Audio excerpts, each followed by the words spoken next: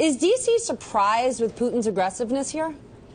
I wouldn't say that they're surprised, Steph, but they certainly are working to respond and control this to the extent that they can, which, as we've seen over the past few days, the options available to the U.S. are pretty limited right now. As some administration officials were saying over the weekend, they're essentially dealing with a leader in Vladimir Putin who is operating with a 19th or 20th century mindset, while also wanting Russia to be part of the 21st century international community and international economy. And that's the challenge that they're dealing with right now.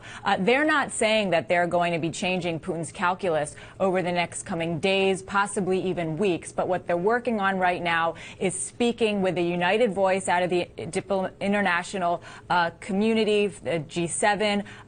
You heard over the weekend, the U.S. and the other G7 nations are suspending preparations for the G8 in Sochi later this year. They're working on putting punitive measures together, sanctions to punish Russia, and also working on putting an aid package for Ukraine, which Kerry will be discussing when he goes over there. Julianna, what about the red line factor? The president came under a heap of criticism over the red line he drew over Syria, in which, of course, Putin crossed and the Americans responded with nothing. He has promised consequences.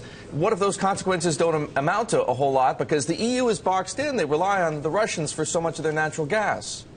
That's right. So on the one hand, you have the U.S. warning of the consequences once Russia is isolated, particularly from the European economy. But at the same time, over the weekend, even as all the G7 nations were saying that they were suspending preps for the G8, Germany and the U.K. said, hey, but we're not looking to expel Russia from the G8 right now. So again, the options are pretty limited here.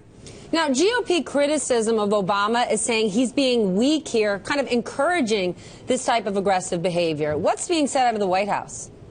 Yeah, and what they said, what some Republicans are saying is, look, this is what happens when you try and work together with Russia, as we saw in September, coming up with this agreement to remove serious chemical weapons. But what the White House is saying is, hey, when you heard tough talk from Bush, that didn't prevent Russia from moving in and invading Georgia under the Bush administration, and that Putin is actually doing this from a position of weakness. Because if you look at the events over the past few months, here you have the Ukrainian people rejecting the Ukrainian government's push to align itself with Russia, the Ukrainian people saying we are moving to the West, and then Russia's guy, Yanukovych, essentially having to flee his palace in the middle of the night and go into Russia.